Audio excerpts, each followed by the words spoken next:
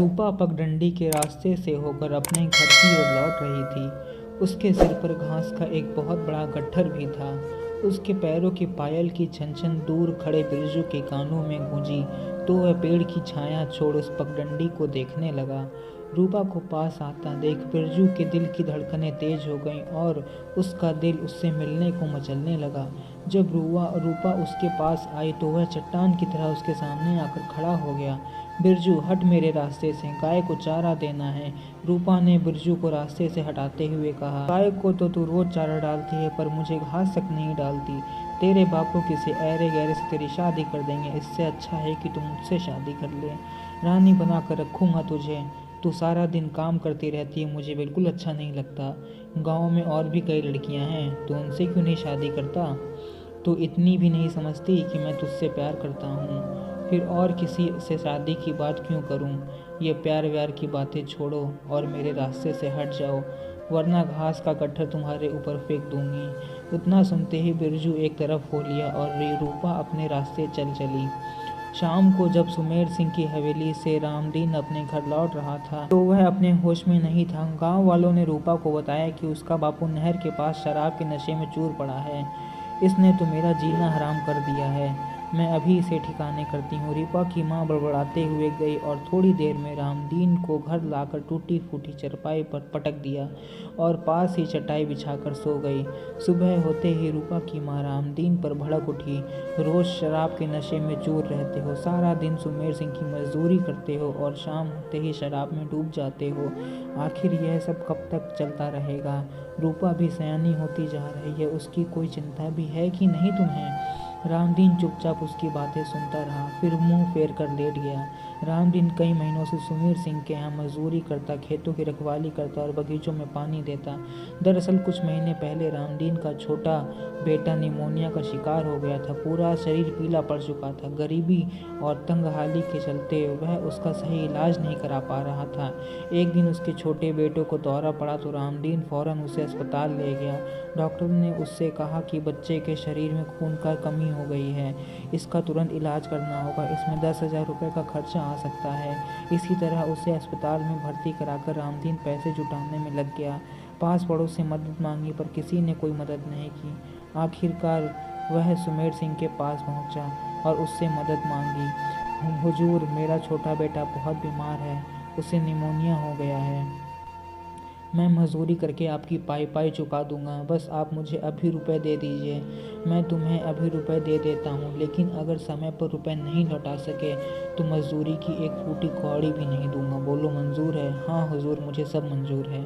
अपने बच्चे की जान बचाने की खातिर उसने सब कुछ कबूल कर लिया। पहले तो रामदीन कभी कभार ही अपनी थकावट दूर करने के लिए शराब पीता था, लेकिन सुबेर सिंह उसे रोज़ शराब के अड्डे पर ले जाता था और उसे मुफ्त में शराब पिलाता था। लेकिन अब तो शराब पीना उसकी एक आदत सी बन चुकी थी। शराब तो उसे मुफ्त में मिल जाती थी, लेकिन उसकी मेहनत के पैसे सुमेर सिंह हजम कर जाता था। इससे उसके घर में गरीबी और तंगहाली हो गई। रामदीन शराब के नशे में यह भी भूल जाता था कि उसके ऊपर इतनी जिम्मेदारियां हैं। दिन पर दिन उसका कर्ज भी बढ़ता जा रहा था। इस तरह कई महीने बीत गए। जब रामदीन ज़्यादा नशे में होता तो रूपा ही सुमेर सिंह का काम निपटा देती थी। एक सुबह रामदीन सुमेर सिंह के पास पहुंचा तो सुमेर सिंह ने हुक्का उड़ाते हुए कहा, रामदीन, आज तुम हमारे पास बैठो, हमें तुमसे कुछ ज़रूरी बात करनी है। हुजूर, आज कुछ खास काम है क्या? रामदीन कहते हुए उसके पास बैठ गया। देखो रामदीन, आज मैं तुमसे घुमा फिरा कर बात नहीं करूँगा। तुम मुझे ये बताओ कि तुम मेरा कर्जा कब लौटा रहे हो? दिन पर दिन ब्याज भी तो बढ़ रहा है। कुल मिलाकर अब 15,000 रुपये से ज़्यादा हो गए हैं। मेरी माली हालत तो बदतर है। आपकी ही गुलामी करता हूँ हुजूर, आप ही बताइए मैं क्या करूँ? सुमेर सिंह हुक्का गुड़ाते हुए कुछ सोचने लगा, फिर बोला, देख रामदीन, तू जितनी मेरी मजदूरी करता है उससे कहीं ज़्यादा शराब पी जाता है और फिर बीच बीच में तुझे राशन पानी देता ही रहता हूँ। इस तरह तो तू कभी ज़िंदगी भर मेरा कर्जा नहीं उतार पाएगा। इसलिए मैंने फ़ैसला किया है, अब तू अपनी जोरू को भी काम पर भेजना शुरू कर दे। लेकिन हुजूर, मेरी जोरू यहाँ आकर करेगी क्या? रामदीन ने गिड़गिड़ाते हुए कहा, मुझे एक नौकरानी की ज़रूरत है। सुबह शाम यहाँ आके झाड़ू पोछा करेगी, घर के कपड़े लत्ते साफ़ करेगी। उसे महीने का 1,000 रुपये दूंगा और 500 रुपये उसमें से काट लिया करूँगा। अगर तुम यह भी ना कर सके तो तुम मुझे जानते ही हो कि मैं जोरू और ज़मीन सब कुछ अपने कब्ज़े में ले लूँगा। लेकिन हुजूर, मेरी जोरू पेट से है और उसकी कमर में भी हमेशा दर्द रहता है। बच्चे पैदा करना नहीं भूलते, पर मेरे पैसे देना ज़रूर भूल जाते हो। ठीक है जोरू, ना सही तू अपनी बड़ी बेटी रूपा को ही भेज देना। रूपा सुबह शाम यहाँ आकर झाड़ू पोछा करेगी और दोपहर को हमारे खेतों से जानवरों के लिए चारा लाएगी। घर जाकर उसे सारे काम समझा देना, फिर दोबारा तुझे ऐसा मौका नहीं दूंगा। अब रामदीन को ऐसा लगा कि वह उसके भंवर में धंसता जा रहा है। सुमेर सिंह की शर्त ना मानने के लिए उसके पास कोई दूसरा चारा नहीं था। शाम को रामदीन अपने घर लौटा तो उसने सुमेर सिंह की सारी बातें अपनी बीवी बच्चों को सुनाई। यह सुनकर बीवी भड़क उठी और रूपा सुमेर सिंह की हवेली पर बिल्कुल नहीं जाएगी। आप तो जानते ही हैं, वह पहले भी कई औरतों की इज्जत के साथ खिलवाड़ कर चुका है। मैं खुद सुमेर सिंह की हवेली पर जाऊंगी। नहीं माँ, तुम ऐसी हालत में कहीं नहीं जाओगी। जिंदगी भर की गुलामी से अच्छा है कि कुछ महीने उसकी गुलामी करके सारे कर्जे उतार दूं। रूपा ने अपनी बेचैनी दिखाई। दूसरे दिन से ही रूपा ने सुमेर सिंह की हवेली पर काम करना शुरू कर दिया। वह सुबह शाम उसकी हवेली पर झाड़ू पोछा करती और दोपहर होने के बाद जानवरों के लिए चारा लाने जाती थी। अब सुमेर सिंह की तिरछी निगाहें हमेशा रूपा पर ही होती थीं। उसकी मदहोश कर देने वाली जवानी सुमेर सिंह के सोए हुए शैतान को जगा रही थी। रूपा के सामने तो उसकी अपनी बीवी उसे फीकी लगने लगी थी। सुमेर सिंह की हवेली पर सारा दिन लोगों का जमावड़ा लगा रहता था, लेकिन शाम को उसकी निगाहें रूपा पर ही टिकी होती थीं। रूपा के जिस्म में गजब की फुर्ती थी। शाम को जल्दी जल्दी सारे काम निपटा कर जब वह अपने घर जाने के लिए तैयार रहती, लेकिन सुमेर सिंह देर शाम तक कुछ और छोटे मोटे कामों में उसे हमेशा उलझाए रखता था। एक दोपहर जब रूपा पगडंडी के रास्ते अपने गांव की ओर बढ़ रही थी, तभी उसके सामने बिरजू आ धमका। बिरजू उससे कहने लगा, मैं जब भी तेरे सामने आता हूँ तू अपना मुंह क्यों फेर लेती है? तो मैं क्या तुझे सीने से लगा लूँ? मैं तुम जैसे आवारागर्दों के मुंह नहीं लगना चाहती। रूपा ने दो टूक जवाब दिया। देख रूपा, तू भले ही मुझसे नफरत कर ले, लेकिन मैं तुझसे प्यार करता ही रहूँगा। आजकल तो मैंने सुना है तू सुमेर सिंह की हवेली पर काम करना शुरू कर दिया है। शायद तुझे उसकी हैवानियत के बारे में पता नहीं। वह बिल्कुल अजगर की तरह है। वह कब शिकारी को अपने चंगुल में फंसा कर निकल जाए यह किसी को नहीं पता। मुझे तो अब यह भी डर लगने लगा है कि वह तुझे नौकरानी से रखेल ना बना ले। इसलिए अभी कहता हूँ तुम मुझसे शादी कर ले। यह सुनकर रूपा का मन हुआ कि वह उसे तीन चार थप्पड़ जड़ दे, पर फिर लगा कि कहीं ना कहीं उसकी बातों में सच्चाई हो सकती है। रूपा पहले भी कई लोगों से सुमेर सिंह की हैवानियत के बारे में सुन चुकी थी। इसके बावजूद वह सुमेर सिंह की गुलामी करने के अलावा कर भी क्या सकती थी। इधर सुमेर सिंह रूपा की जवानी का रसपान करने के लिए बेचैन हो रहा था, लेकिन रूपा उसके झांसे में आसानी से आने वाली नहीं थी। सुमेर सिंह के लिए रूपा कोई बड़ी मछली नहीं थी जिसके लिए उसे जाल बुनना पड़े। एक दिन सुमेर सिंह ने रूपा को अपने पास बुलाया और कहा, देखो रूपा, तुम कई दिनों से मेरे यहाँ काम कर रही हो, लेकिन महीने के 500 रुपये से मेरा कर्जा इतनी जल्दी उतरने वाला नहीं है। जितना तुम सोच रही हो इसमें कई साल लग सकते हैं। मेरे पास एक सुझाव है, अगर तुम चाहो तो कुछ ही दिनों में मेरा सारा कर्जा उतर सकता है। तेरी उम्र अभी पढ़ने लिखने की है और कुछ करने की है, मेरी गुलामी करने की नहीं। सुमेर सिंह के शब्दों में जैसे एक मीठा जहर था। मैं आपकी बात समझी नहीं, रूपा ने सवाली नज़रों से देखा। सुमेर सिंह की निगाहें रूपा के जिस्म को भेदने लगीं। फिर वह कुछ सोचकर बोला, मैं तुम्हें घुमा फिरा कर बात नहीं करूँगा। तुम्हें आज एक सौदा करना होगा। अगर तुम्हें मेरा सौदा मंजूर हो तो मैं तुम्हारा सारा कर्जा माफ़ करने को तैयार हूँ, यहाँ तक कि मैं तुम्हारी शादी का खर्चा भी दूंगा। रूपा बोली, मुझे क्या सौदा करना होगा? बस तू कुछ दिनों तक अपनी जवानी का रसपान मुझे करा दे। अगर तुमने मेरी इच्छा पूरी की तो मैं भी अपना वादा निभाऊंगा।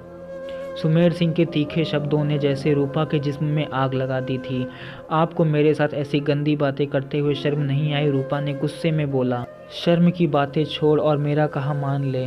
तू क्या समझती है तेरा बापू तेरी शादी धूमधाम से करा पाएगा? कतई नहीं, क्योंकि तेरी शादी के लिए वह मुझसे ही उधार लेगा। इस बार तो मैं तेरे पूरे परिवार को गुलाम बनाऊंगा। अगर ब्याह के बाद तू मदद के लिए दोबारा मेरे पास आई तो भी मैं तुझे रखैल तक नहीं बनाऊंगा। अच्छी तरह सोच ले। मैं तुझे इस बारे में सोचने के लिए कुछ दिन की मोहलत भी देता हूँ। अगर इसके बावजूद भी तूने मेरी बात नहीं मानी तो मुझे दूसरा रास्ता भी अपनाना आता है। सुमेर सिंह की कही गई हर बात रूपा के जिस्म में कांटों की तरह चुभती चली गई। सुमेर सिंह की नीयत का आभास तो उसे पहले से ही था, लेकिन वह इतना बदमाश भी हो सकता है वह उसे बिल्कुल नहीं पता था। रूपा को अब बिरजू की बातें याद आने लगी थीं। अब उसके मन में बिरजू के लिए कोई शिकायत नहीं थी। रूपा ने यह बात किसी को बताना ठीक नहीं समझा। रात को तो वह बिल्कुल सो नहीं पाई। सारी रात अपने वजूद के बारे में ही वह सोचती रही। रूपा को सुमेर सिंह की बातें पर तनिक भी भरोसा नहीं था। उसे इस बात की चिंता होने लगी थी कि अगर उसने अपना तन सौंप भी दिया तो क्या वह अपना वादा पूरा करेगा। अगर ऐसा नहीं हुआ तो वह अपना सब कुछ गंवा बैठेगी और बदनामी भी झेलेगी। इधर सुमेर सिंह भी रूपा की जवानी का रसपान करने के लिए उतावला हो रहा था। उसे तो बस रूपा की हाँ का इंतजार था। धीरे धीरे वक्त गुजर रहा था, लेकिन रूपा ने उसे अब तक कोई संकेत नहीं दिया था। सुमेर सिंह ने भी मन ही मन कुछ और सोच लिया था। यह सोचकर रूपा की बेचैनी बढ़ती जा रही थी। उसे खुद को सुमेर सिंह से बचा पाना मुश्किल लग रहा था। एक दोपहर जब रूपा सुमेर सिंह के खेतों में जानवरों के लिए चारा लाने गई तो सबसे पहले उसकी निगाहें बिरजू को तलाशने लगी, पर बिरजू का कोई आता पता ना था। फिर वह अपने काम में लग गई। तभी किसी ने पीछे से उसके मुंह पर हाथ रखा। रूपा को लगा शायद बिरजू होगा, लेकिन जब वह पीछे की ओर मुड़ी तो दंग रह गई। वह कोई और नहीं बल्कि सुमेर सिंह था। उसकी आंखों में वासना की भूख नजर आ रही थी। तभी सुमेर सिंह ने रूपा को अपनी मजबूत बाहों में जकड़ते हुए कहा, आज तुझे मुझसे बचाने वाला कोई नहीं है। अब तेरा इंतजार भी करना बेकार है। मैं तो बस आज रात आपके पास ही आने वाली थी। अभी आप मुझे छोड़ दीजिए वरना मैं शोर मचाऊंगी। रूपा ने उसके चुंगल से बचने की नाकाम कोशिश की, पर सुमेर सिंह के हौसले बुलंद थे। उसने रूपा की एक न सुनी और घास की झाड़ी में उसे पूरी तरह दबोच लिया। रूपा ने उससे छूटने की भरपूर कोशिश की, पर रूपा की नाजुक कलाइयां उसके सामने कुछ खास कमाल ना कर सकीं। सुमेर सिंह का भारी भरकम बदन रूपा के जिस्म पर लौट रहा था। फिर धीरे धीरे उसने रूपा के कपड़े फाड़ने शुरू कर दिए। जब रूपा ने शोर मचाने की कोशिश की तो उसने उसका मुंह उसी के दुपट्टे से बांध दिया ताकि वह शोर भी ना मचा सके। अब तो रूपा पूरी तरह से सुमेर सिंह के शिकंजे में थी। वह आदमखोर की तरह उस पर झपट पड़ा। इससे पहले कि वह रूपा को अपनी हवस का शिकार बना पाता, तभी किसी ने उसके सिर पर किसी मजबूत डंडे से ताबड़तोड़ वार करना शुरू किया। कुछ ही देर में वह ढेर हो गया। रूपा ने जब गौर से देखा तो वह कोई और नहीं बल्कि बिरजू था। तभी वह उठ खड़ी हुई और बिरजू से लिपट गई। उसकी आंखों में एक जीत नजर आ रही थी। बिरजू ने उसे हौसला दिया और कहा, तुम्हें अब डरने की कोई ज़रूरत नहीं। मैं इसी तरह हिफाजत तेरी ज़िंदगी भर करता रहूँगा। रूपा ने बिरजू का हाथ थाम लिया और वहाँ से अपने गांव की ओर चल दी। दोस्तों, तो कैसी लगी आपको आज की हमारी कहानी? अपनी राय कमेंट्स में ज़रूर दें और ऐसे ही और कहानियाँ सुनने के लिए हमारे चैनल को सब्सक्राइब करें और वीडियो को लाइक और शेयर करें। तब तक अगली वीडियो आने तक अपने दोस्त नैरेटिव नील को आज्ञा दें। धन्यवाद।